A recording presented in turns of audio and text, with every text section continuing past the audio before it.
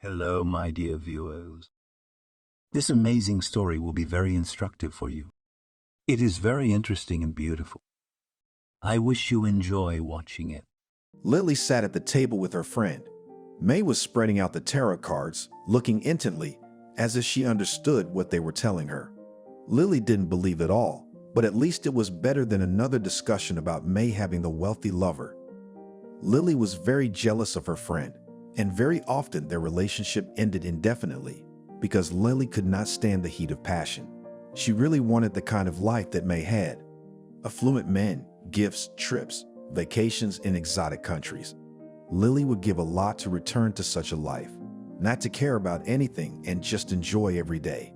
"Well, what do your cards say?" Lily asked, taking a sip of wine. Her thin glass shimmered in the sunlight. Lily stared at that wine, thinking that she couldn't even drink properly now. She couldn't do anything at all now because she had a family and a small child. "Nothing good," May said, shaking her head negatively.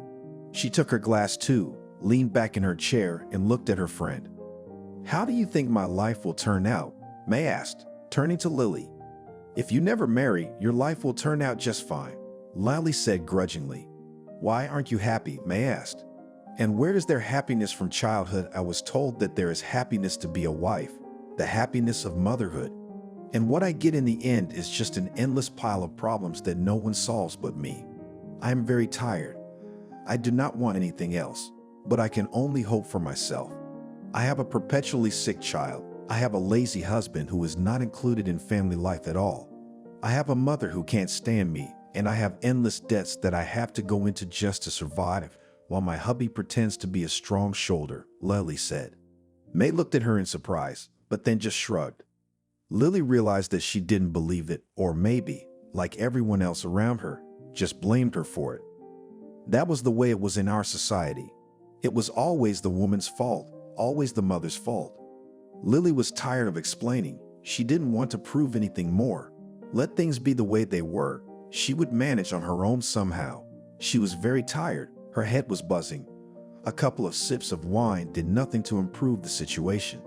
The only thing that could improve the situation was a divorce. Lily loved her daughter very much, but she couldn't stand the family life anymore.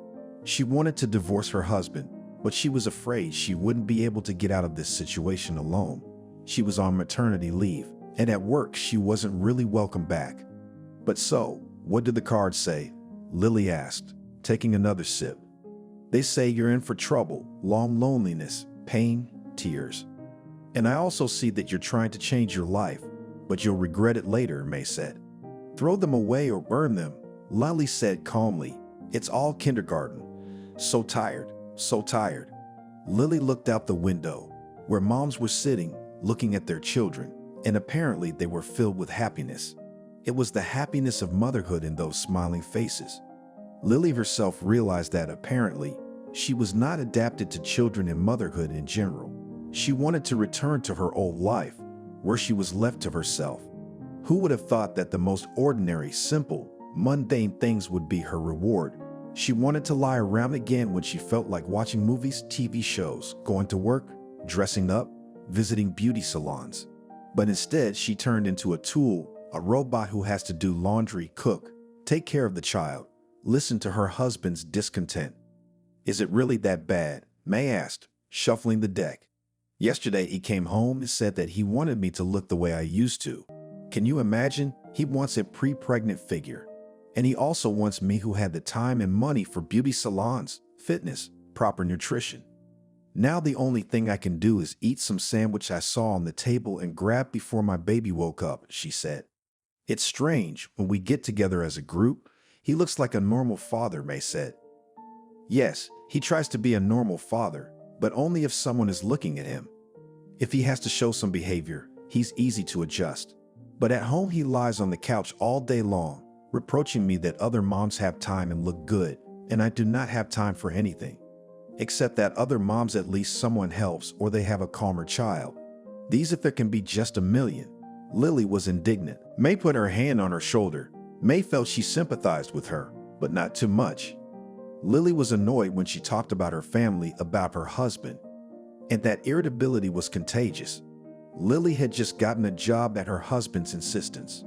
It was hard for her to cope with the idea that she now had to work a shift at work, and then at home at the stove and with the baby. Lily's tears welled up at the fact that she had trapped herself into this trap. But it seemed to her that she was doing the right thing, that she, like all women, wants a family, children, trying to do everything to make her husband happy.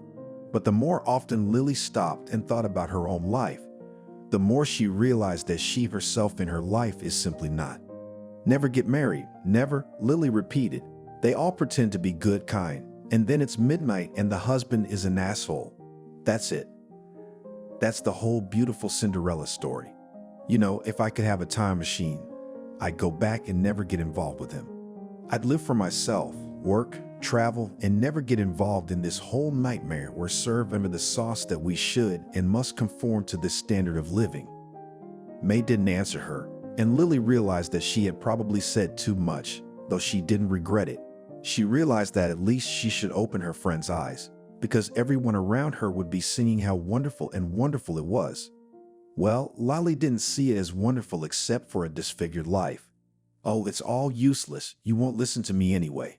I never listened to anyone either. I thought that I would be different. I would be a perfect wife. I would meet all my husband's demands in general. He would be proud of me. How idiotic it sounds now, to spend your whole life fitting in with a man who will never appreciate it, Lily said. When she got into the cab to go home, she was already late. Her husband had only let her go for 2 hours, and in that time had called her more than 10 times to come back because the baby was crying. He couldn't get along with his daughter, and every time she cried, even if Lily was in the shower at the time, he would throw a tantrum and start drumming. Lily got out of the cab. Very much she wanted to just stay here, sit by the driveway, buy some low-quality pie, just eat it alone in silence. If she went up as soon as the door opened, her whole life would once again become a nightmare that she endured with great difficulty. How she wished she could turn back time, go back to a time when she was calm and happy. But it was impossible. She had to accept that her life would never be the same again. Lily walked up the stairs, counting each step and just imagining that someday she would come up and there would only be the nanny and the baby and no one else. She did not want to lose her daughter, but she wanted to be without her husband, who annoyed her, reprimanded her for every penny, and literally abused her interests, and what interests she could have. Her whole life turned into one continuous marriage where there was no time for anything but cooking, taking care of the child and her husband, as if she had 2 children. Her husband was the youngest. What the hell? Fred exclaimed unhappily. He was holding a crying baby girl in his arms. The little girl held out her arms to her mother. Lily did not even have time to take off her outer clothes, immediately received the baby in her arms. The girl continued to cry, babbling something under her nose. "Did you feed her?" asked his wife. "No, in case I do something wrong," said Fred, shrugging his shoulders. "How convenient. You can say that about anything. In fact, you say it every time. It's called learned helplessness. Either pretend you don't know how to do it or do it badly so you'll never be asked to do it again," Lily said. Fred grimaced as if he'd been caught by the hand like a thief. "Your mother, it's actually your responsibility," he said grudgingly. "What are you saying? You've made yourself comfortable. Except that it's not like that. We are both parents. We both have equal responsibility and duties for the child. And that you are good, only pretending that you are engaged with the child. That's it. Leave me alone," Lily said. Fred decided to take a chance, grabbed his phone and hid in the bathroom, where he would probably sit for another hour. It was apparently his favorite place in the apartment, sitting there on his phone, so no one would touch him. Lily didn't understand his behavior.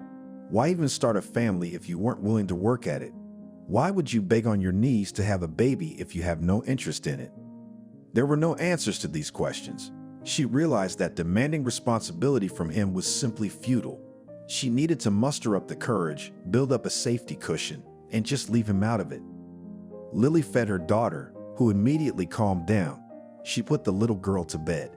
She passed out almost immediately, apparently exhausted, crying, asking again and again for trivial food from her father, who was unable to dilute the formula. especially since the baby was already calmly eating baby food from glass jars. You take a jar from the refrigerator, warm it up a little, give it to the child. That's it. But apparently, for a grown man of 30 years old, this proved to be an impossible task. Apparently, all this could be compared to a flight into space. Too difficult, too hard, too unbearable. He's the father, the husband, the breadwinner. He brings money into the family that no one sees. Lily fed the baby, provided for the family on welfare and the paycheck she got. That's it. She did not see her husband's money at all, though she barely started a conversation about taking care of the child, as he immediately beat his fist in his chest and shouted that he was actually working, tired at work, but she was tired too. Apparently, however, no one took her tiredness into account. Lily stood by the crib, then went into the kitchen. She sat down on the table, rested her forehead against the cold glass.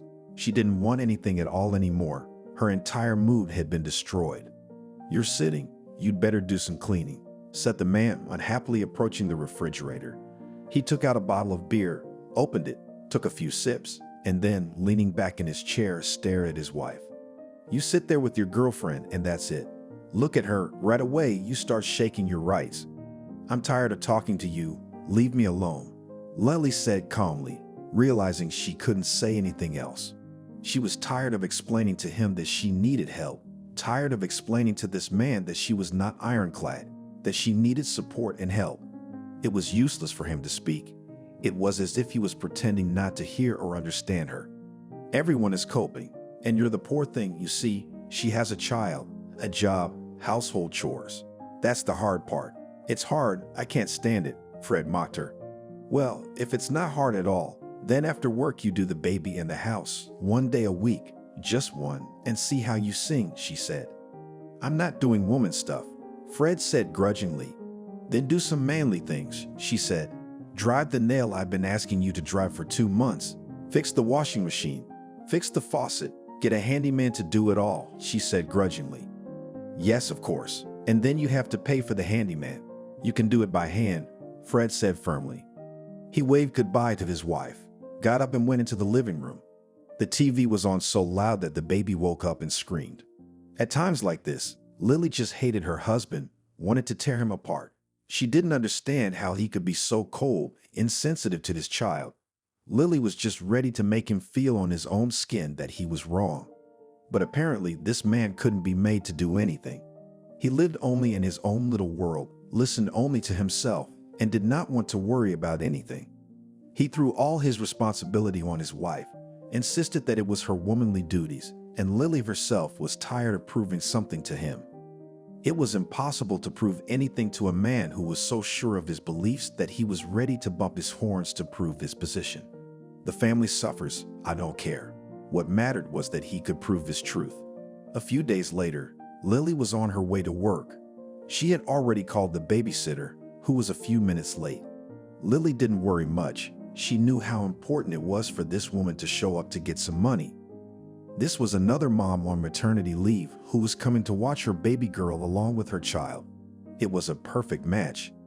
Lily could help another woman who was in the same situation as her, being dependent on a man who took advantage of it.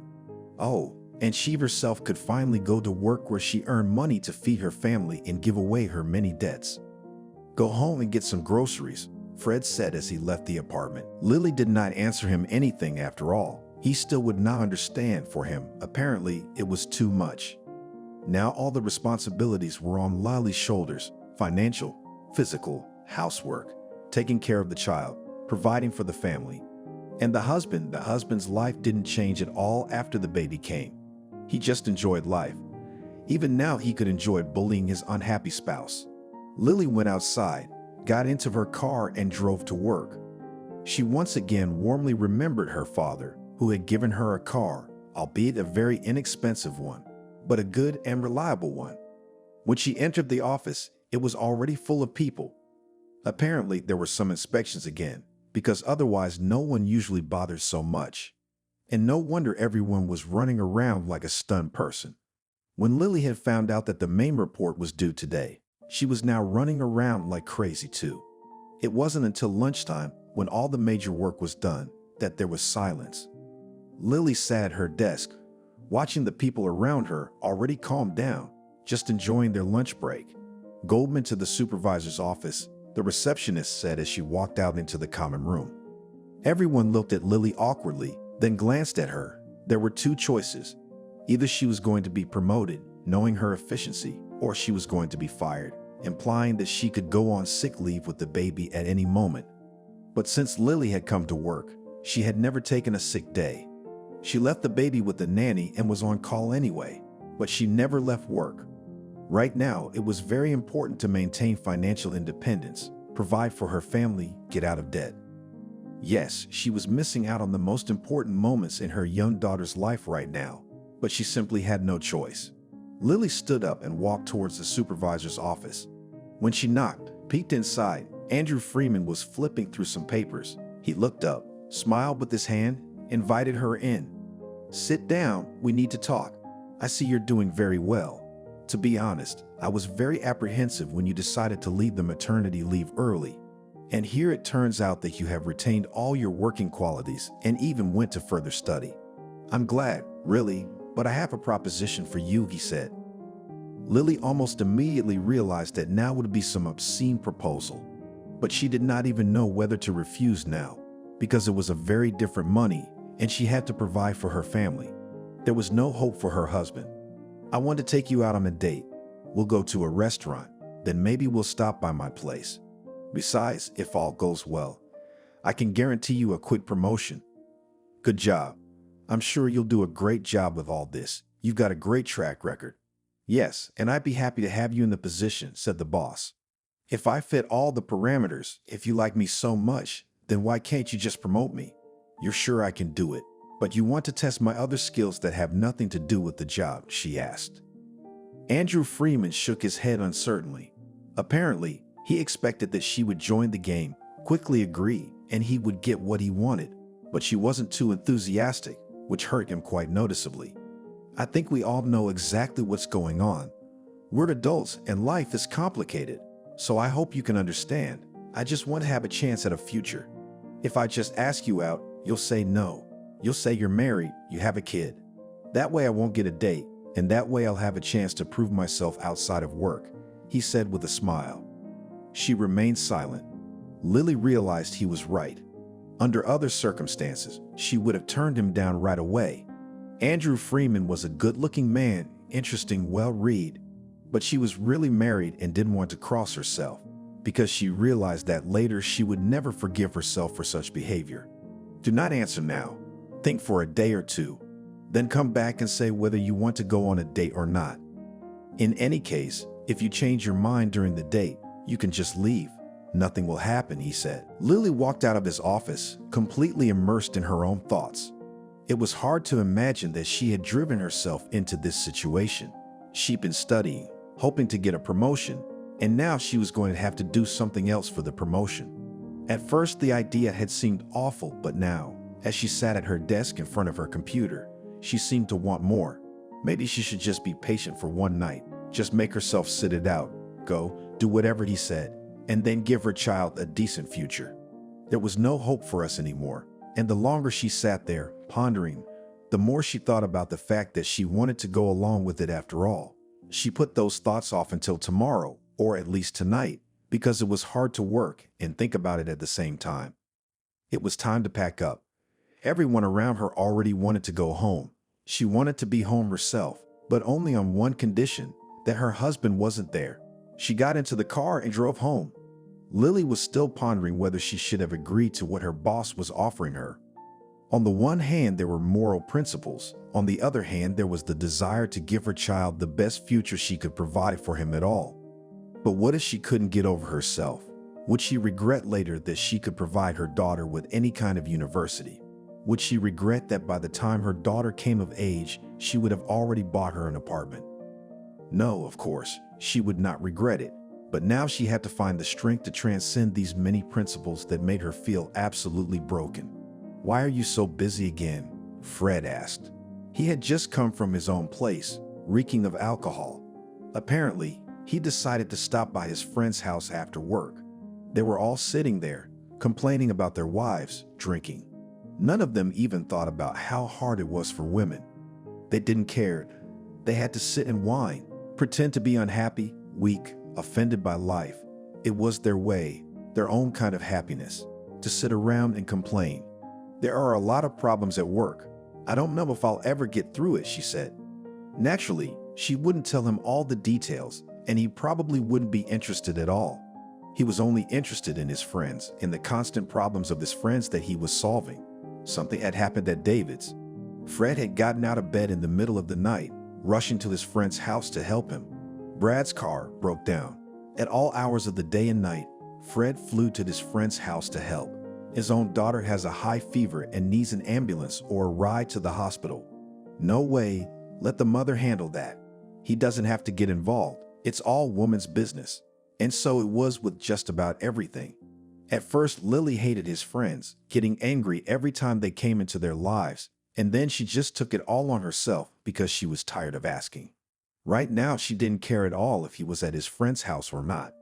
What mattered was that she had to solve her own problems and decide to take a desperate step. Listen, some friends invited me into town. I was thinking we could go together. You don't want to, because you'll have to watch the baby there, but we'll leave them in the nursery and go to a restaurant and sit together. You won't have to watch the baby, he said. Lily looked at him in surprise. Did he understand something? Did he realize how hard it was for her? His suggestion was so unexpected that she was just a little taken out of the whole situation. I just know you won't let me go alone. If you let me go, then you'll eat my brains that you're here alone with the baby and I was having fun and my ex will be there.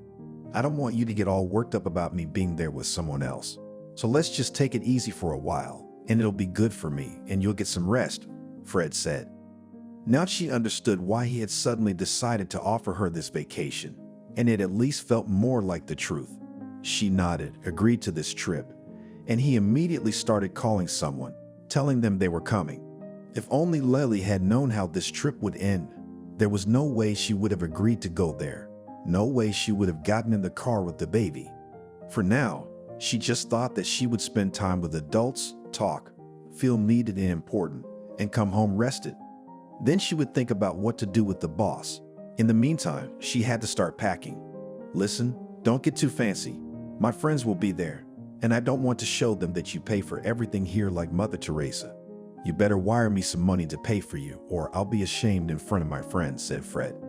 Ashamed in front of your friends, not in front of me, she asked, looking at Fred. I know now I need to tell you everything that has happened, but I would hold off as a doctor seeing your condition. I would like you to be kept in the dark. But you will have relatives coming to see you, and sooner or later one of them will blab. The doctor said, deciding that he was acting for the greater good. Where is my daughter? Asked Lily. Her eyes immediately began to close. Just 3 words and she was losing her strength. It was terribly hard for her. She couldn't open her mouth again to continue speaking. Your husband and daughter were killed in a traffic accident. You are in a serious condition. One could say that it is the truest miracle that you survived. I want you to rest. You will be visited, examined. I hope you can pull through, he said, putting his hand on her palm. Lily couldn't even cry. She fell into oblivion almost immediately. Then there were long treatments, rehabilitations. Every day, Lally woke up with the thought that she was left without her husband and her favorite daughter, saying goodbye to her forever. There would be no more of those games, the happy laughter, the nightly screams. She would give anything in the world to have it all back, to have her little girl by her side again. When Lily got out of the hospital, it turned out that she had been there for months. She could hardly walk on her own. She had to lean on a cane. At least she was no longer on crutches, and on that she could be glad. Lily realized that the longer she dragged on, the worse it would get. Her husband and child were already buried. All that was left was to arrive at the cemetery, to say goodbye to them, looking at the crosses or gravestones. She hailed a cab, drove there because she couldn't help but say goodbye to her daughter. She blamed everything on her husband, who had gotten behind the wheel, and she was sure he had knocked over a shot for courage since morning. He was the one who hadn't seen to it that he had caused the death of a little babe who just didn't know what an idiot her father was. Lily stepped outside the cemetery, walking to the very spot where her husband and little daughter were buried. Tears rained down her cheeks. The tiny grave, the kind words on the wreath. There were too few flowers here, too few. "I'm sorry, my baby," she said, tears flowing. Lily fell to her knees sobbing, laying down on that little mound of earth. She would never hug her again, never hold her in her arms again. She would never again hear that little voice, never again see that smiling face full of love for her mother. Lily didn't know how long she lay there hysterical. When she was home again in the same apartment, it turned out that her husband's and daughter's things were gone. Everything had been taken away. Most likely it was Fred's mother, who hated her and apparently decided to take revenge. In the end, Lily prayed that she would never see this woman again, who could easily harass her, accusing her of all her sins. Lily sat in an empty apartment, unable to believe that she was here all alone, without her beloved daughter, and the room where all her things were would now forever remain empty. Not even a few days after Lily was discharged from the hospital, her mother wrote to her and asked to meet her. Lily didn't want to see her, but she apparently had no choice. Nothing good could be expected from this meeting. Lily's mother had always been ultra-traditional, and that was often the reason for their fights. If earlier Lily had at least tried to defend her position, now she didn't see any point in it. Her mother would always have her own opinion, and trying to prove anything to her was always a stupid idea. And now going to meet her mother, it was expected that she would show herself in all her glory. "I knew you'd be late," Candy said. "I've been waiting here like an idiot, and seriously, I couldn't leave early enough." It was as if nothing had happened for Candy. Her daughter had just recently been in a car accident with her husband and young daughter, had buried her husband and young daughter, and was now barely able to stand on her own 2 feet. But apparently the mother didn't care. She didn't see anything wrong with helping and supporting her daughter. She once again just wanted to tell her off to make her feel right. "Mom, you should at least turn on the TV once in a while. There's a traffic jam downtown, so I'm stuck. 2 cars collided. The whole downtown is paralyzed," Lily said. She never got behind the wheel of her car after that accident. She couldn't bring herself to drive because she remembered how her husband had gotten behind the wheel after a couple of drinks for courage and then couldn't control himself. What if the accident could have been avoided then? What if her little daughter was alive then? These questions popped into her head every time she approached her car, but so far she traveled exclusively by cab. "You couldn't take a detour. But wait, you're so rich, you drive a cab," the old woman said in a disgruntled voice. "That's right, you buried your whole family and now you're happy. No responsibility." "Mom," shouted Lily, who couldn't take it anymore. Mom, and that mom could not keep the family, so all tormented, always complaining about her husband. "And now that you will be a widow, no one will take you to marry." Her mother again objected in a disgruntled voice.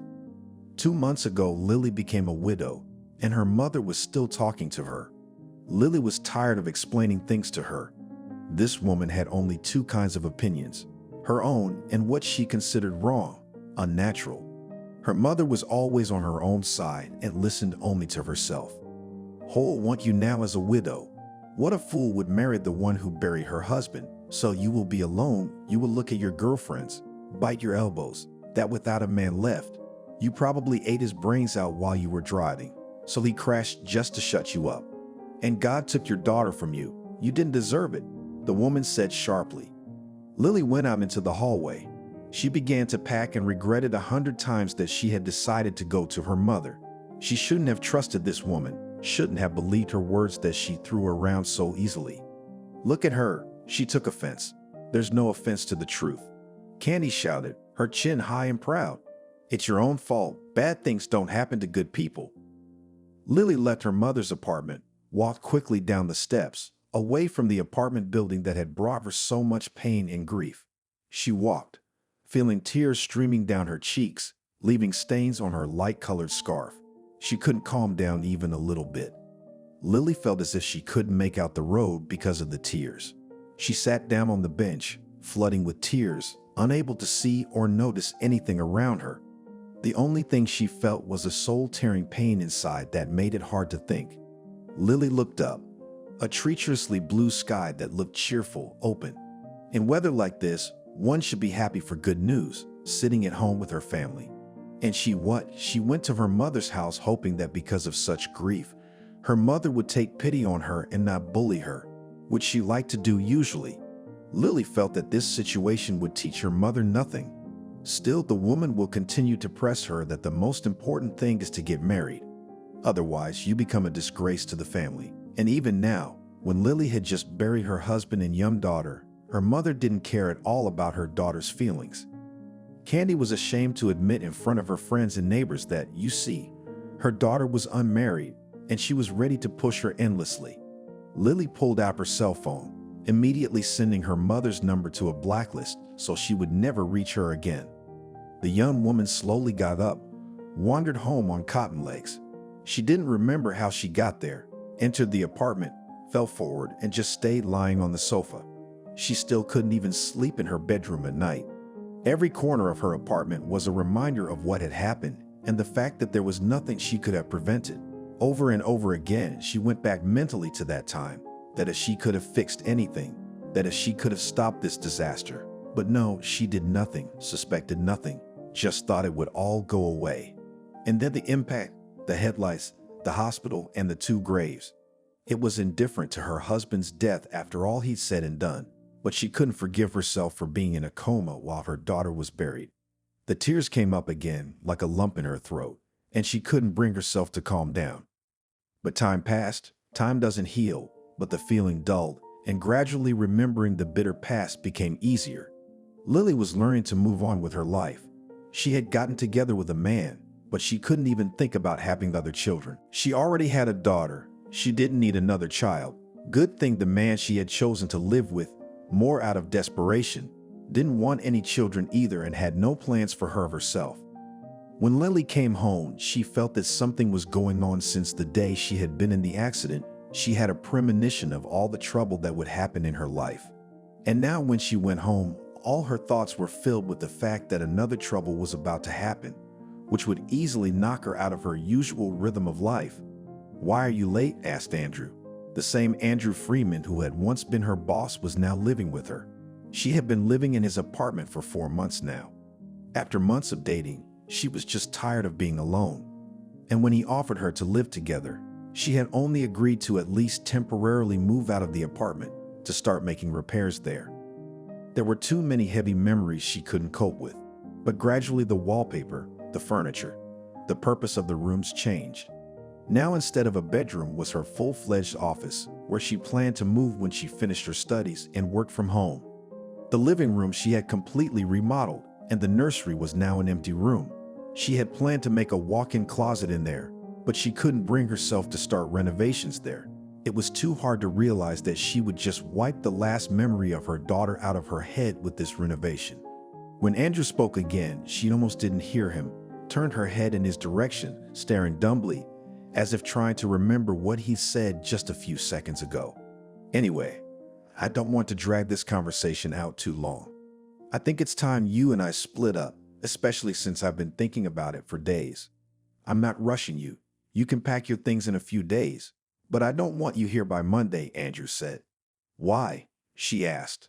There was no hysteria, no sadness, no excitement in her question, just emptiness, nothing more. Maybe a few years ago she would have reacted differently, but now, after all she'd been through, she didn't care. If he was kicking her out, well, the hell with it. She didn't have to be with him all the time. He looked at her carefully, waiting for her reaction. Apparently, he was afraid that there would be a scandal, that she would talk him down. Instead of any emotion at all he saw was a blank stare, a shrug of the shoulders, a completely dumb question devoid of emotion. "I need a reason. I just want to know the reason," she repeated calmly, as if to let him know that whatever the reason, she wouldn't make a scene, wouldn't deal with him. "I just met someone else, I can't explain it to you, but it was like nothing I'd ever felt before. I don't want to lie to you. I want her to come instead of you," Andrew said. Maybe in any other situation, he would have kept silent and not told her everything he had just said. He would have saved her feelings. Maybe he wanted her to get a little stronger before he knew the truth. But he could see she wasn't feeling anything anymore, decided to just give it away. "How long ago?" Lily asked. She immediately started putting her things in her suitcases. She wasn't going to stretch out packing for days. She didn't want to be alone with a man who meant nothing to her now. Almost as soon as you moved in, I thought it would pass, that I'd think later, that it was temporary, but it didn't, he said, shrugging. He talked about his cheating as if it were something mundane, simple, unimportant. Lily began to put her things away and he suddenly became nervous. He started to walk around her, but couldn't muster up the courage to talk. You don't understand, it just happened.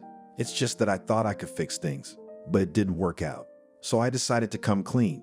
I just thought it was hard enough for you already, and then there's me and my betrayal, he said. He was trying to absolve himself of responsibility, absolve himself of guilt. Apparently, he was trying to be a good boy to the end, so that no one would judge him for his decision. Except she didn't care anymore, or maybe he had doubts now, when he decided that instead of a good, understanding, malleable Lily, his stroppy mistress would come to the apartment, because the feelings for the mistress could quickly pass. But whether he would find someone who would be as good and comfortable with him as he had been with Lily, he doubted. It was a strange feeling, as if he were making a big mistake right now. Andrew, however, was in no hurry to change his mind. Lily, who was no longer going to sort anything out with him, didn't even ask anything. Her calmness turned him on even more. He suddenly thought that she had someone. Despite the fact that he had almost started cheating on her from the first day they started living together, he was suddenly filled with jealousy of her. He got so angry at the thought that someone could be around her at any given time that he immediately wanted her back. He had more of a sporting interest, and that interest constantly had to be piqued. Look, if you're not happy with something, you can tell me, we can talk, he said. It was as if he was leaving her room to choose. Well, Lily realized that he just wanted to absolve himself of responsibility. Let her make her own choices, and then he could say or decide later that it wasn't his choice. In the time they lived together, she already knew him like the back of her hand. He was exactly like that, completely indecisive, though quite strong in his work. The perfect boss, but a completely unfit partner for a relationship. Apparently, someone like Andrew needed a girl who would play the role of mommy. Then he'll be comfortable, they'll make decisions for him, and he'll just wait for the weather. So you have someone. If you react so calmly, then you have someone, Andrew asked. Andrew was really exhausted while she was packing. He didn't expect her to be so calm. Lily had packed every last thing, even the underwear from the laundry that hadn't had time to dry. She stopped, turning to him only when she had already packed everything. He was just asking that stupid question. My life has changed dramatically over the past year. First, I hated my life, my husband, and then I buried him and my daughter. Then I began to hate my life even more. Time passed. Gradually, I put my life back in order. I thought that by getting back together with you, I would feel better. But you made it worse. So why should I regret leaving you? She pleaded. He was so unprepared to answer her question that he was now just staring at her dumbly, not sure how to respond to her words. How could he answer the question if he thought it was offensive? He thought she was fine with him, that he was sort of letting her be around him. Turns out she wasn't getting anything good from him. If you're so smart, then don't go to work. That's it. Now that you've decided to teach me a lesson, we'll see who's who, Andrew said. Lily didn't even react to this prank. She just went outside and loaded her suitcases into the car. Her back ached unpleasantly. Apparently the suitcases were unaccustomedly heavy. She got behind the wheel. Here her car drove again towards the apartment, where she hadn't been for a week. The renovations were completely finished, and when Lily walked in, she immediately felt better. Everything was different here. There were no heavy memories. She wasn't crying so much about her daughter anymore, and the only thing she was worried about now was that she didn't have a job, which meant she had to look for any options. Lily didn't want to go into the office again, to start her career all over again. She decided to choose something easier. Looking through the advertisements, she decided to get a job as a housekeeper. Almost immediately, she found a suitable vacancy, which was surprising. It turned out that housekeepers in rich houses were paid even more than she was paid in the office. However, she didn't want to start a new job. The longer she thought about it, the more she just wanted to spend time in the apartment. Lately, there was only one desire: to hide away from everyone so no one would see or notice her. Needing to pull herself out of this state by her hair, which she was going to do. If only Lily had known how this whole story would end, she probably would have thought many times before taking a job as a housekeeper in a rich house. For now, she was thinking that a new profession would help her distract herself after the tragedy. But who knew what would happen next? The next morning, she hailed herself a cab. She just wanted to get to her new place as soon as possible, where they promised to give her all the instructions to continue working more optimally. Lily wanted to perform well so she could linger in the new place. Any routine work was now preferable to sitting in the office brainstorming with her coworkers. "You're Lily?" the older woman asked, stepping outside. "Come with me, I'll show you around." The older woman led the way. She was short, thin, in a prim old dress. It was obvious that this woman was proud of her workplace and was not going to let any newcomer spoil her reputation as a house steward. "It is forbidden to disturb the masters of the house, and it is forbidden to enter the master's wing without permission. As long as you're just starting here, you can only work on the first floor. The second floor is off limits. If you work at least a few months so that I see that you are worthy to go further, then we will talk," said the old woman. "It's almost a prison regime here," Lily grinned.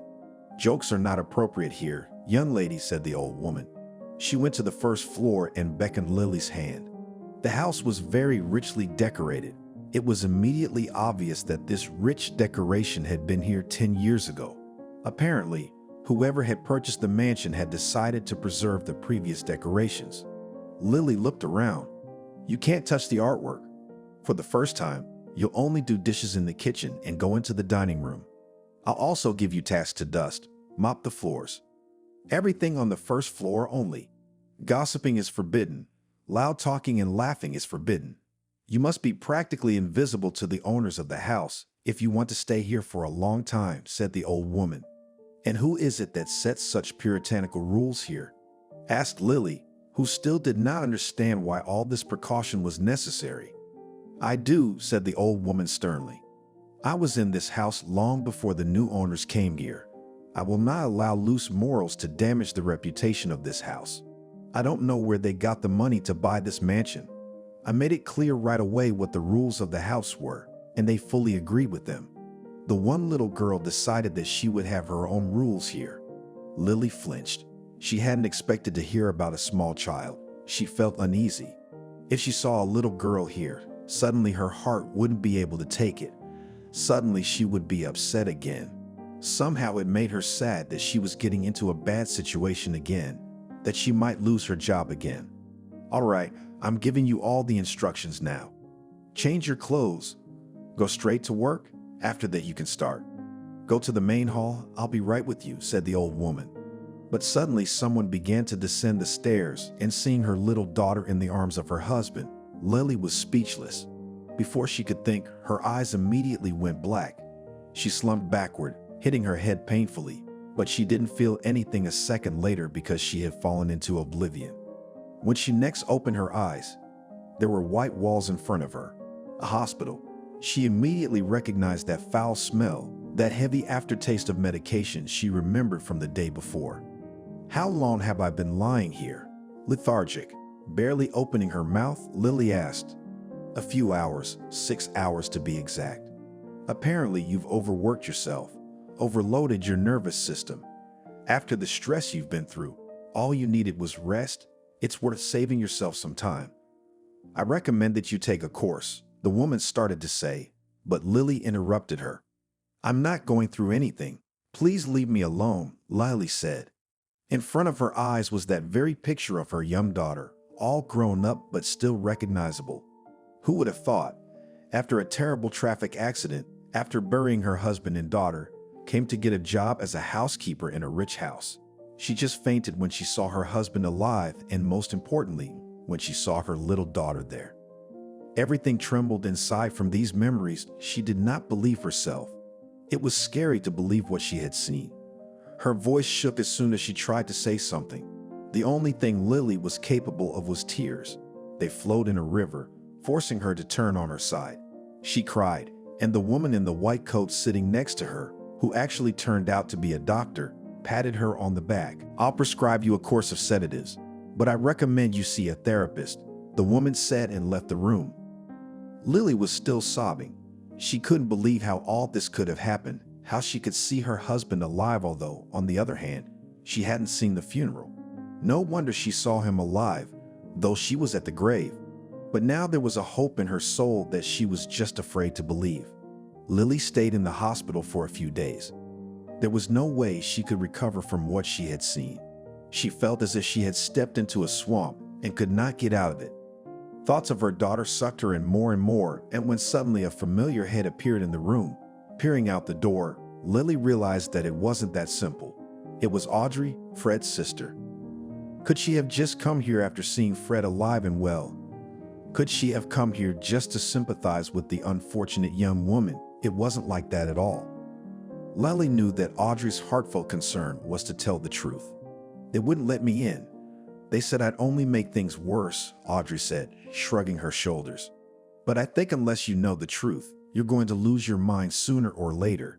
I know you were in that house and that you saw Fred and your daughter alive. You weren't imagining things, and you're not going crazy. Lily opened her mouth, but she was sure that was it. Somewhere in the back of her mind, it was starting to feel like she was really losing her mind, but she forced herself back to that state of mind where only herself was worth trusting. She knew she had seen him and her own daughter. I know everything, and I promised to keep that secret. But he let me down. And if Fred let me down, if he thought I'd let it slide, it's not my fault. He wants to declare war on me, so I'm declaring war on him, Audrey said. The young woman in the hospital bed already realized that Audrey was not going to feel sorry for her brother. And if she wasn't going to feel sorry for him, then she was ready to give him up herself. Lily could not even imagine what made him set it all up and why he had taken her daughter away from her, even though he hardly ever took care of her. Audrey stood up and paced the room. She was quite nervous. A nurse who was passing by the room threatened her with her fist and pointed to a chair for her to sit down. Audrey smiled slightly, realized that she could easily be thrown out of here, and decided to obey because she had no choice. She sat down again, but it was very hard for her to stay in one place. Your ex-husband, even though you think you buried him, really deserves some raw earth, Audrey said grudgingly. He told you almost nothing, didn't even give you any money. I know all that very well. The bastard made a deal with me. We have a very rich aunt, a woman of power, interesting, but she was already afflicted with a disease that was eating her brain. Fred went to see her, pretended to be a good grandnephew, all in secret from the family. When I found out, I was stunned. By then, the old woman didn't recognize anyone but him. He'd never once visited her willingly in his whole life. Only when she was already on her deathbed, he decided that it was the right time to show his kinship. Audrey was silent. It was visibly difficult for her to speak. She held back, took a deep breath, and then continued again. Anyway, I caught him by the tail and forced him to make a deal with me. I shielded him from the rest of the family, who would tear him to shreds if they found out he was sneakily seeking the huge inheritance. If he agrees to my terms, I get half of what he gets. Fred agreed, nodded, kept saying it would be just right. And guess what? He ended up running off with your girlfriend, Audrey said sharply. Lily opened her mouth in shock. She couldn't figure out where was the truth and where was the lie. How could her friend betray her? She didn't doubt her husband's talents, but her friend was everything to her. After all, when Lily was left practically alone, only her grumpy mother behind her. Only May had been her support, her backbone, her support. But May just disappeared after the accident. Said that she would go to work in another city and in general wanted to start life with a clean slate, including acquaintances and friends. Lily supported her then. They said goodbye for the last time, and it was all in the hospital, which Lily almost does not remember. And here it turns out that she is also a participant in the whole conspiracy. Lily did not understand anything, all the time thinking that she made a huge mistake, trusting this woman, trusting the man, having a child from him. Anyway, this one decided not just to run away, but to get rid of you and your daughter. He's an idiot, for God's sake. For some reason, he decided that in the divorce you will get half, although the inherited property is not divided.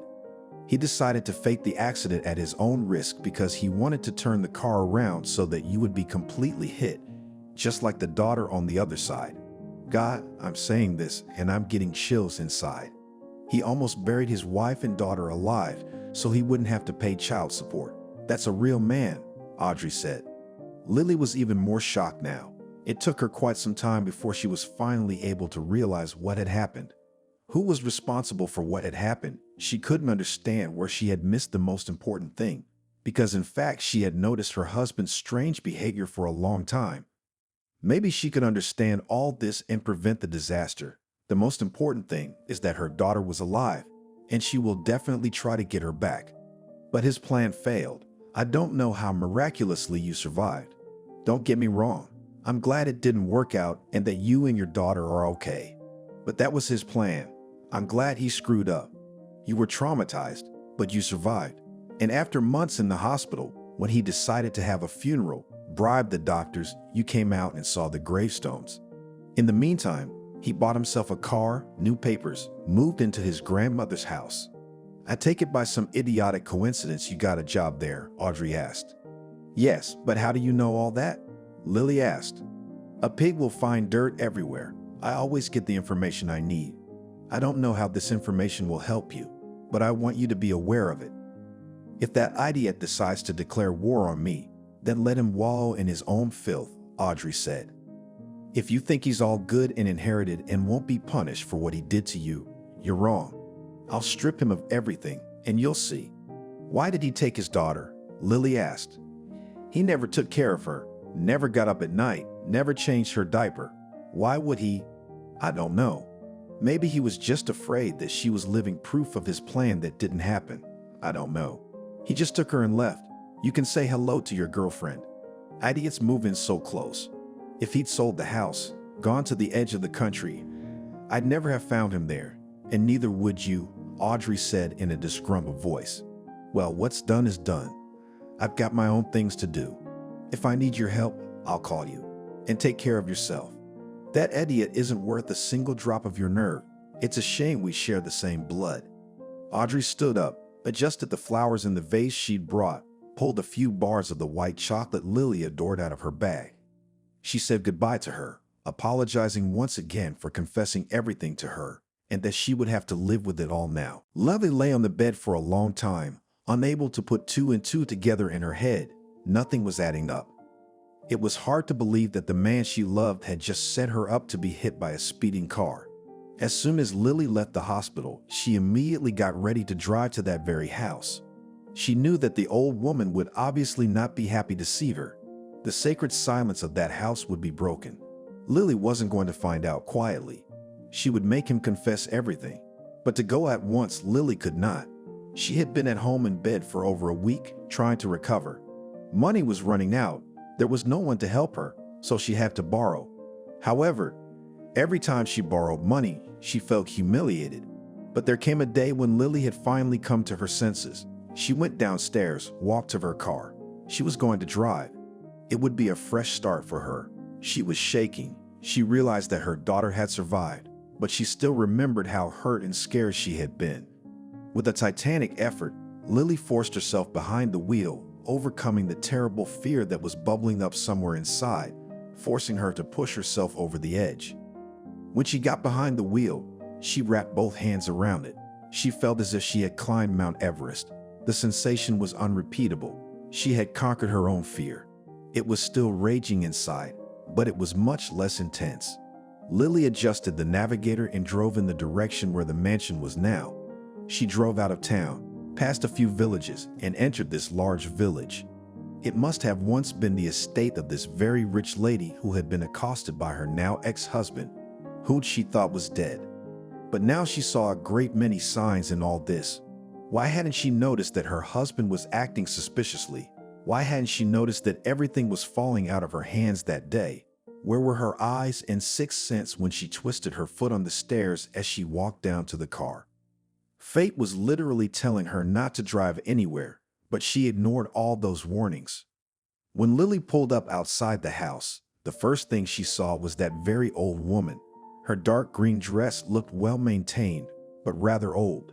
The old woman straightened up, fixed her dress with her hands, straightened her back, and slowly walked to the gate. You weren't invited today, and anyway, I don't think we need such sissies here, the old woman said, cocking her head high. Except Lily didn't care about her now. Lily literally pushed the old woman away and walked towards the house. The outraged old woman splayed her hands and followed her with a quick step. "This is simply outrageous. You have no right to be here." "I'll call security," the older woman said, threatening with her index finger. "Call the presidential motorcade." "I don't care," Lily said in a gruff voice as she rushed onto the floor.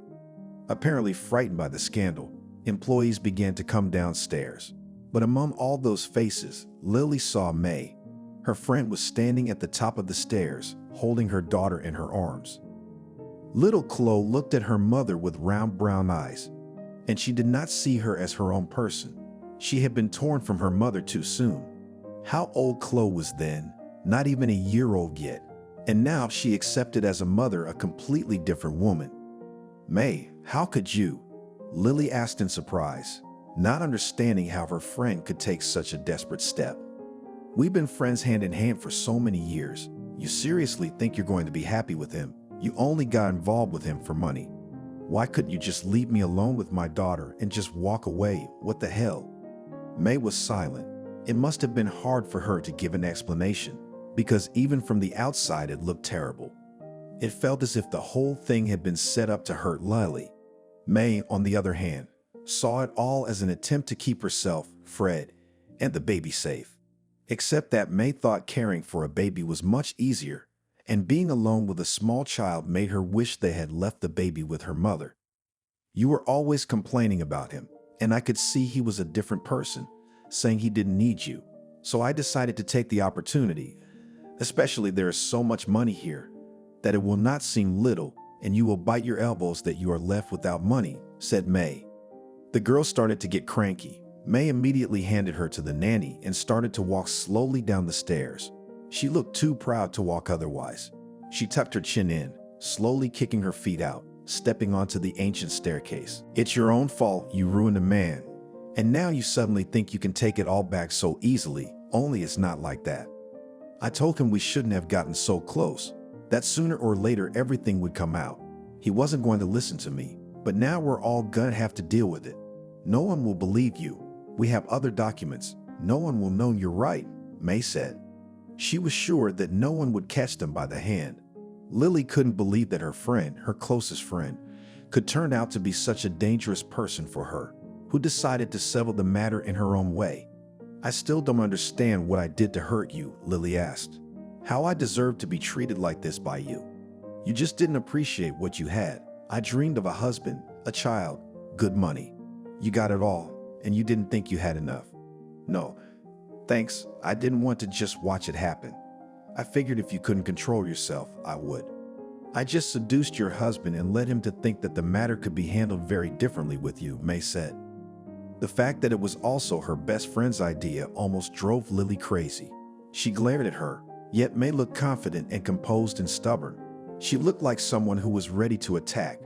When the door opened and Fred appeared upstairs, Lily was stunned. It was as if all the memories of being at his creative had merged in her mind.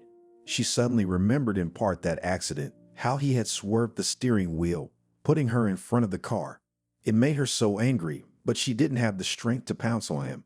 May was still standing in front of him, but 2 meters away. Maybe she was afraid to come closer, or maybe she thought it was beneath her dignity. "I want you to leave this house. You're nobody here anymore, so go away. You can't prove anything. No one will listen to you. No one will believe you," May said. Lily looked up. Fred turned around rather abruptly and walked away. Even now, he was afraid to say anything to her, to confess, or even just to stand there, to be present for the conversation he was the perpetrator of. Lily realized it was useless. When the guards had already appeared in the hallway, she raised her hands, showing that she would leave on her own. The 2 stout men simply stood on either side of her. "Everything in this life boomerangs back, May. God be with you. It's not for me to judge you, but believe me, you'll regret it. Think about it. Because of your idea of getting rich, a woman and a small child you were holding in your arms almost died," Lily said. "They didn't die, and that's fine. There's no need to make a tragedy out of nothing," May said. Lily turned around and walked toward the exit. The men accompanied her, but she didn't care about them. She knew no one would do anything to her. It felt like everything around her was turning inside out. She didn't realize if she was in a dream or in real life. Who were all these people who were so intent on hurting her? What had she done? It was understandable that Fred had behaved perfectly with her. But sooner or later his rotten temper would come out. Someday May would regret that she decided to give up her friend just to please a man who wasn't worth it. And I doubt anyone in the world was worth the death of a mother and child. Lily got into the car. Her head was busy with thoughts. She kept going over and over in her head what she deserved such an attitude from the people close to her, of course. Now it was hard to call them close, but she still hoped that someday they would realize how wrong they were. They had her little daughter who didn't realize she had a different mom. She was too small, but it was immediately obvious that no one wanted her there at all. She was just shoved into the arms of a nanny, even though she could have been given to her own mother. The thought hurt her terribly, and it was almost impossible to deal with. Lily cried, driving down the highway until she stopped, realizing that tears were covering her eyes. When she pulled up to the house, she saw Audrey's car. Fred's sister was standing there, shuffling her feet, trying to call Lily's apartment on the intercom. "That's what I thought. You went to see him. Letting me take a big sweet cake with me is the perfect thing to have after a tantrum," Audrey said, nodding at Lily. Lily knew she looked like a crying child, but she couldn't help it. She wanted to talk to someone, even if it was the sister of the man who had betrayed her so cruelly. When Audrey entered the apartment, she acted as if it was her place, looking at everything, touching everything. Everything was interesting to her. Lily had no negative feelings towards Audrey. She was just a tactile person who liked to touch everything and wanted to touch everything. "And what did she say to you in there? I bet Fred didn't even come out." "Damn coward," Audrey said. "She said it was all my own fault and that I should be grateful in general. You see, I didn't appreciate what a wonderful husband and child I had. So she decided to take it all away along with the money. And she said it was her idea to set it up," Lily said, deciding to summarize the situation. "Well, that's what I thought. My brother's got a brain like a walnut, and he wouldn't have thought to set it up. He's as driven as a calf, especially when it's to his own advantage. So I wouldn't be surprised at all. Okay, I'll figure something out. Don't worry, sooner or later I'm gonna take it all away from them. I've got all the lawsuits ready to go to court. I've got lawyers ready. I'll prove that he got his inheritance dishonestly," Audrey said. "What makes you think that after all these trials you'll get the money and property?" asked Lily. She tried to keep the conversation going, to look engaged, but her thoughts were all about her daughter. She couldn't let go of the idea that her little girl was alive and in the hands of strangers. "I don't expect to get anything," Audrey confessed honestly. "The most important thing for me is to deprive him of everything, and I'll figure it out on my own. Don't worry, it's all settled. There's no point in worrying. How do I get my daughter back? I just started a new profession. I'm in debt. I don't have money for a lawyer. If they refuse to do DNA, if they have so much money, they'll figure out what I want very quickly and rob me of the opportunity to be together with my daughter again." Lily shared her fears. She realized that Audrey probably didn't care about what was going on. She only wanted her own revenge, and Lily's wishes didn't matter. But when Audrey spoke again, Lily was surprised. "You shouldn't worry about it either. Sooner or later they'll give you the girl back on their own, and I think it will happen very soon. A magpie on the tail brought that your girlfriend very quickly regretted that they kept the child. And besides, she's pregnant right now. So wait, they'll bring it to you in a basket and tell you that you have to raise the baby yourself," Audrey said. "And if that doesn't happen," Lily asked automatically, "then I'll help you. I remember how you helped me when I was in the hospital for months. I remember how you were always on my side time after time. So don't worry, I'll help you," Audrey said. They sat there for hours talking, discussing everything but the whole situation with Fred and May. But all both young women could do was think about it. No matter how they covered themselves, the situation was obvious. Lily was learning to live again. She couldn't spend a single day without thinking of her daughter, who was somewhere out there being raised alone. It was useless to hope that these people would have the conscience to return the child. But there was no money for lawyers either, nor was there any way to hand them out quickly every day. Lily reassured herself that she could do it. She just needed more time to do it now. It would work out, but it would take a good effort. She reassured herself that as soon as she had saved up enough money, she would go straight to court. Audrey had already declared full-scale war on Fred, and he was grabbing every opportunity to protect himself. Lily wasn't involved in any of this. None of it was necessary. She worked from home, had already exceeded her normal office salary, and continued to study, to develop, because that was how she could earn money for lawyers and give her daughter back. The thought that her baby girl was alive, that she, even if she never got her hands on her, was in the world, warmed Lily. But she didn't know that very soon there would be a series of events that would drastically change her life. And when she would later remember how she sat and cried, missing her daughter, she would marvel that everything had changed so quickly. The day was long and hard. It was cold outside. It rained all day and only stopped by evening. The wind was still strong and was still hitting the windows every now and then. Lily went to the window, watched as someone pulled up in the driveway, quickly hurried to the door. And then the rain came again, turning the asphalt into a torrent of water.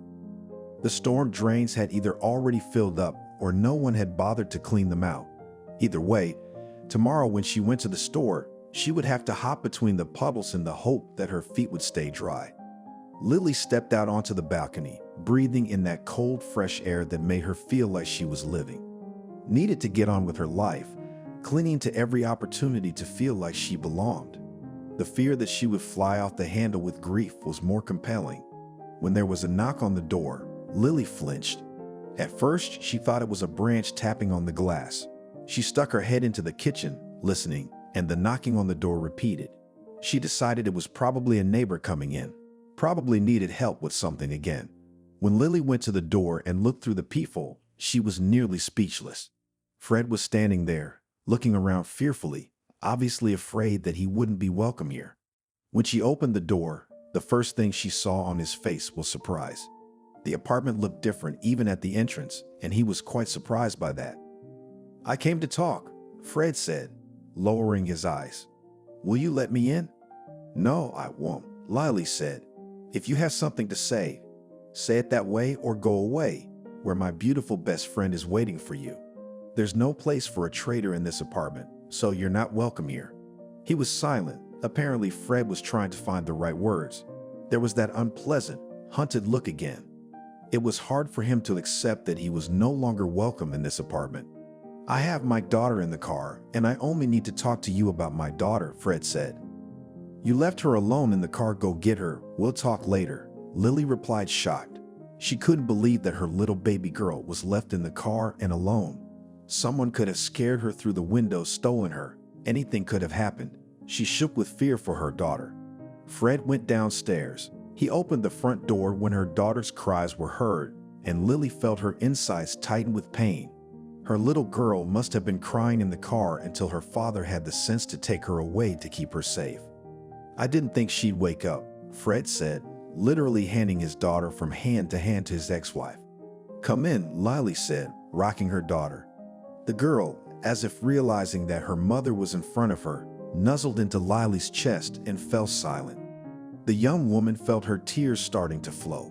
She couldn't hold herself back, couldn't keep all these conflicting emotions inside. Fred was surprised that months later the girl still remembered who her mother was. Fred himself couldn't find the words to start a conversation. It was hard to get used to the idea that he would be able to communicate with his wife, even though he had almost buried her alive by turning the car around under the impact. Now, as he thought back on it all, he felt sick to the stomach at the thought that he had almost become a murderer. He had listened to his mistress, who he had fallen head over heels in love with, and he couldn't get rid of the thought that if he had done the right thing then, he would have killed his wife, his daughter. Would he really be able to forgive himself after that? From the annoyed look on his face, Lily couldn't understand why Fred had come. "What do you want?" she asked, looking at him and not realizing what he needed right now. "I'm sorry, but I have to ask for your help."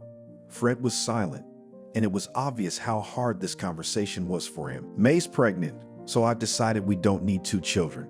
And May doesn't want to deal with your daughter either. So we made a mutual decision that we're gonna give her back to you. I will solve everything with the documents. She will be your daughter again. Everything will be restored. They will decide that there is a mistake in the documents. No one will not even prick their nose. Lily was in shock. Everything happened exactly as Audrey had suggested. They had played with the girl and now they wanted to give her to her mother. Lily clutched her daughter to her, realizing that they would never let her go again. All her pain, her doubts vanished in an instant. Her baby girl was in her arms, and she never dreamed of anything more. In a month, you'll have all the papers in your hands. Tomorrow, I'll send a driver to bring your things in the crib. Well, I don't want to spoil my new family, Fred said. If someone from the outside heard this conversation, knowing perfectly well about the family ties of these three people, he would have considered this dialogue monstrous. But Lally didn't care. Let her think what she wanted. If it made him feel better, that was only his problem. She herself had gotten what she had dreamed of. She had a daughter in her arms, and no one would ever take that daughter away from her again. Now that was the biggest reward of all. She's always crying, screaming. We are already very tired. We want to raise our own child, not hers, Fred said calmly, shrugging his shoulders. This is your daughter too, Lily said. I didn't participate in her childhood. You didn't train me, and so I didn't. Anyway, I don't feel anything for her. There are no family feelings, Fred said blankly. Fred looked down at his feet, shuffling his feet. He looked more like a misbehaving student being reprimanded in the principal's office. You're making me feel guilty again, but I'm used to it. What do you want in return? Lily asked. She knew Fred never did anything for nothing. If he brought her a daughter, he must want something in return. Fred bit his lip, already anticipating that she could easily refuse him, and then he'd be left empty-handed, back home to May with a baby in his arms, completely confused. I've committed a crime, and since you're alive, you can easily report me. I've got so much money now, I'm not afraid of justice. But on the other hand, Audrey's putting pressure on me. If things go south now, I'm looking at jail or worse. I'll give you my daughter, I'll give you her papers, I'll bring you her things, and in return you won't report me. Deal? Fred asked. She nodded. Even if he said she had to cut off her own arm to give her daughter back, she would agree. Lily was ready for any conditions, just to have her little girl by her side again. And so Fred, turning around rather abruptly, simply walked away, relieved of the responsibility, got what he wanted, and so it was safe to leave. He had a perfectly contented face, for he hadn't even expected to get everything so easily. Lily fell to her knees, cradling her daughter, sobbing to her heart's content, realizing that they were finally together again. The baby looked up at her mother, smiling, kissing her on the cheek, as if even she realized that Lily was her real mother. It was immediately apparent that no one had been practicing with the girl. She was noticeably behind in development, and now all of Lily's money was spent on bringing her daughter back to the same level as her peers. The girl was very quick to grasp everything on the fly. Fred really helped with the paperwork. Lily didn't bother to file a report on him. When Audrey came and asked to do it, she understood why Lily refused. Audrey did not condemn her. She simply accepted it as a fact, thanked for the previous help, promised that if necessary, she would help the little girl financially. But by this time, Lily was already well advanced in her work and in financial help. She did not need support at all. But time was running out. Audrey was right. Sooner or later, justice would be served. And when Audrey came to her with a bottle of wine, cakes, a big toy under her arm, Lily realized that everything had come to fruition in the best possible way. Who would have thought that a single young woman, embittered by the fact that she got nothing, could put a mischievous brother in his place who thought he'd escaped justice? But it caught up with him and made him realize that in this life, everything is far from so simple. Lily was glad to see Audrey. Since that conversation in the hospital, they began to communicate often, becoming quite firm friends. Audrey loved her niece very much and spent a lot of time with little Chloe. But now the little girl was in kindergarten. They could sit quietly, chat, spend time together. Audrey looked absolutely happy. Her smile literally stretched from ear to ear. Can you imagine? This idea thought he could throw money everywhere. But I'll tell you the best part. The idea didn't even find out how much money he had in his accounts. Guy, I can't believe it was so easy. It turns out that our old auntie wasn't so good at owning her own property, going into debt, selling everything to continue her old lifestyle. Turns out he has a house, some money, and huge debts, Audrey said, then laughed. How could he not know that? I thought he had read everything before he took such a risk, said Lily, who really found it hard to believe that her cunning ex-husband had missed such an important factor. That's the thing, he didn't know anything. The old woman didn't tell him anything because she didn't remember anything. At home, the ruler had no right to say anything, so he was left in the dark. And when he suddenly wanted to take matters into his own hands, it turned out to be to everyone's advantage. Everyone refused the inheritance because no one wanted to take on such a huge responsibility. Can you imagine the debts to maintain the estate? My God, I can't believe it. It was fate that punished him, Audrey said. And then she laughed. She laughed so loudly and contagiously that Lily gave in and started laughing too. It seemed to get rid of all the pain that had built up inside her, and they laughed and laughed and laughed. They laughed, and then Audrey spoke again. But that's not all, my dear. God, I can't believe I'm about to say this.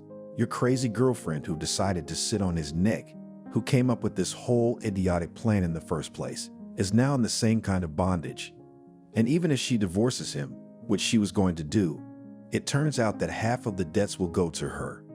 I don't know how this whole thing got so twisted, but it's just really cool. They got it all worked out and now they're going to have to deal with it, Audrey said. Maybe it's really the boomerang rule, Lily asked, shrugging her shoulders. She didn't believe it, but that's what had happened. Everyone got what they deserved.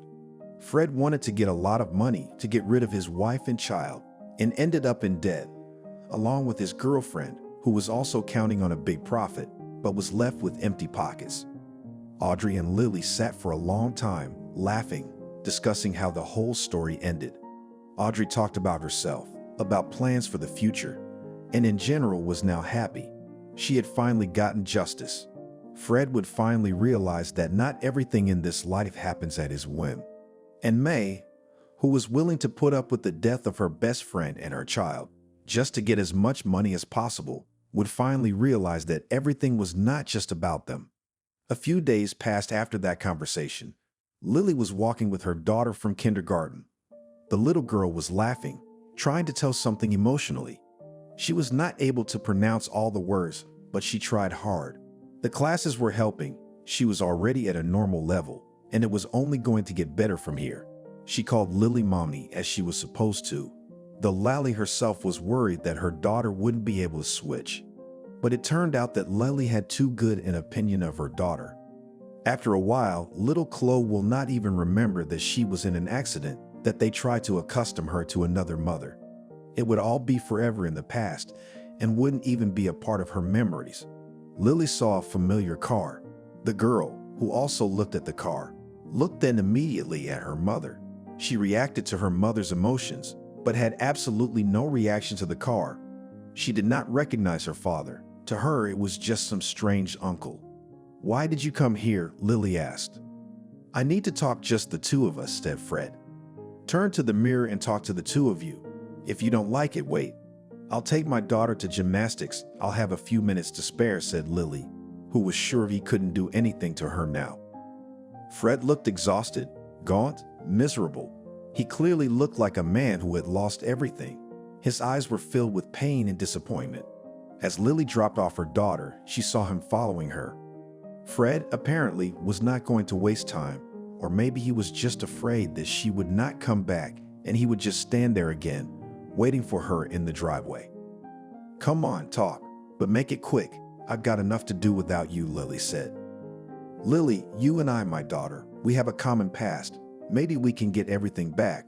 Remember how good we were. Do you really want to leave it all behind forever?" He said with hope in his voice, as if he was sure she would agree. But Lily laughed in his face. "You faked an accident. You literally shoved me under a car, hoping it would kill me. You put your own child under a car hoping you wouldn't have to pay child support. And after all that, you want to tell me that you love me and want to be with me?" Lily asked, and involuntarily laughed again because she couldn't hold back the bubbling emotions. Fred was embarrassed. He began to realize that nothing would work. To the last, he hoped that he could get through to his ex-wife. But apparently, everything was not so simple. "Fred, what didn't work out with the new mistress?" suggested Lily with a chuckle. "She left me, found out that I have a lot of debts, divorcing me now, and also wants to hang all the debts on me, but I'm sure that she will not succeed. Look, if you and I got together, it would be easier. You know, he said. I'm not that silly girl who looked at you and hoped to be loved. I'm not a dog trying to earn love for myself, and you can't make me feel guilty. So you don't have to try, it'll be easier for you, not me. So you can let it go. I'm not going back to you, she said. The words made him sober up a little. He was sure he could push her, but it wasn't working. She was much stronger than she had been before. Her temper was different. She really wasn't the kind of girl who could be easily pushed around, made to feel guilty. Look, Fred, I know you have a completely idiotic view of life. You think that if I say no to you now, it's only temporary. Just get it through your head, and don't you ever come near me again. I will never be with you. We'll never have anything. I'll never let you talk to my daughter after you almost killed her. Don't you ever come here again. You're nothing here, you're dead to us, Lily said. She left him and walked into the building. Fred remained standing in the street, staring after her. His one chance to make his life better was gone.